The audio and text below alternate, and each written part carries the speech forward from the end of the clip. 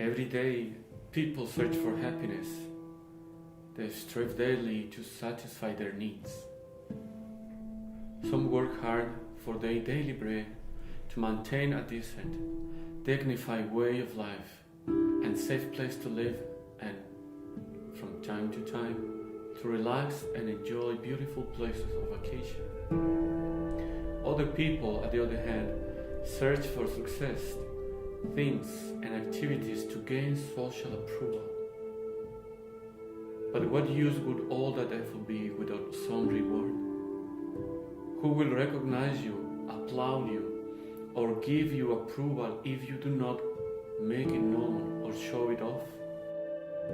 The world or society and social media become the judges that support or reject our efforts.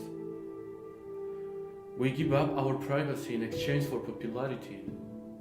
We become slaves of those who promise us recognition in the eyes of others, but require us to meet their demands and standards. Lent has always been considered a time of penance, sacrifice, and recollection.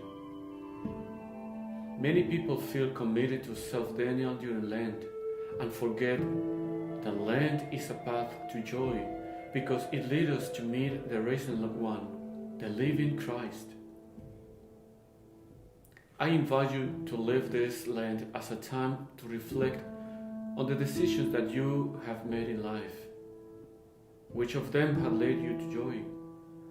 Which ones have kept you from living joyfully? In today's Gospel, we find 3 religious practices that help us to reflect on the decisions that have or have not led us to joy and to reward that we obtain. Alms. Giving alms is one of the most common practices in society. Making a financial donation allows us to become aware of the need and misfortune of others. But we have not solved the injustice that caused their need or the misfortune. Common justice tells us that we must give to each one what belongs to him.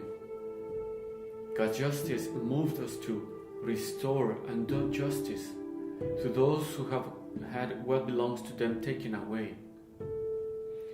For example, donating a financial sum would not solve the injustice that led to someone's misfortune. We would not restore their dignity or that which was taken from them and belonging to them, their home, their food, their job, their illusions, dreams of living happily. We will receive applause from the world as a reward for our donation. There may be a plaque on which our name is engraved as the main donor.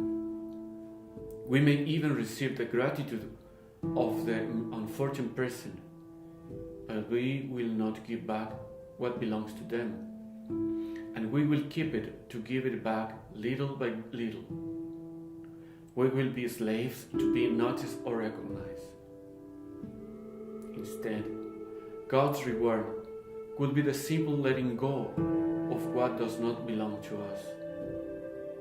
We will be free, and we will be like God in His mercy, in His justice, in His joy.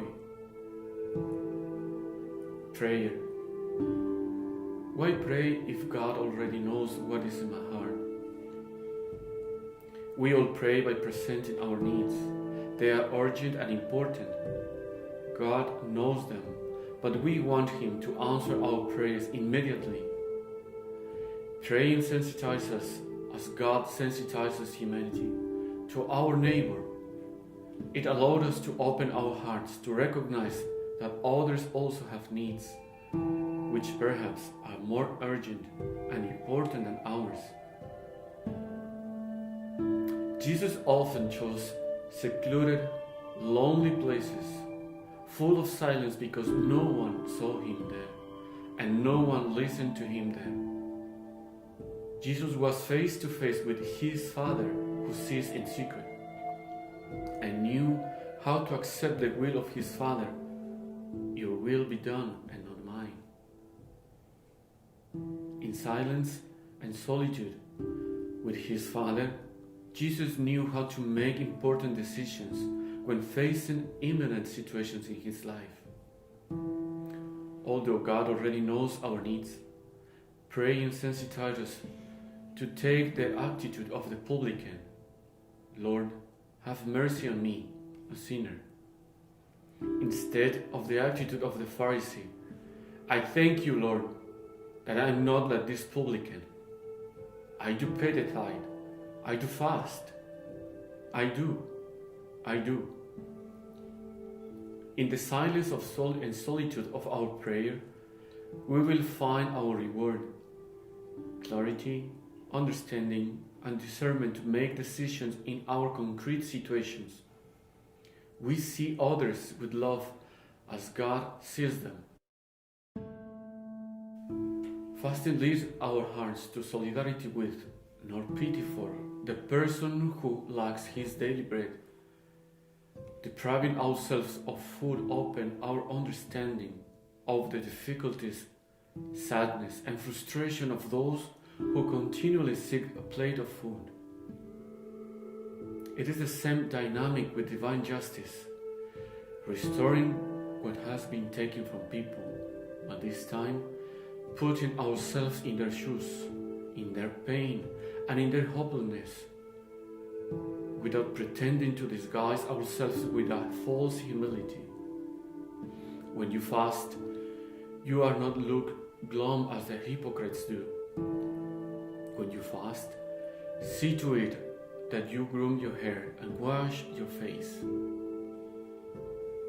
When fasting in solidarity with God and neighbor, you will be rewarded with a heart willing to decide what to do in the face of injustice, what to do in the face of the frustration of looking for opportunities every day and finding only crumbs.